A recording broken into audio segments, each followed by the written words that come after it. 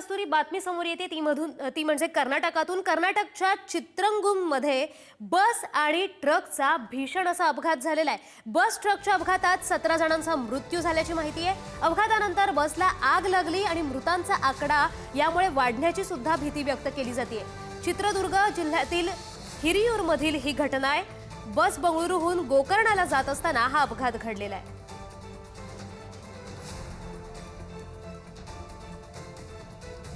तर आपण कर्नाटकाच्या चित्रदुर्गमधील ही दृश्य पाहतोय। बसला आग लागली आणि त्यामुळे जो अपघात घडला त्यात मृतांची संख्या अजूनही वाढण्याची भीती व्यक्त केली जाते। अतिशय भयावह आणि खूप भयानक अशी दृश्य या बसला लागलेल्या आगीची आहेत। मृतांचा आकडा यामुळे वाढण्याची सुद्धा भीती व्यक्त करण्यात येते। कर्नाटकच्या चित्रदुर्ग भागात ही घटना घडली आहे।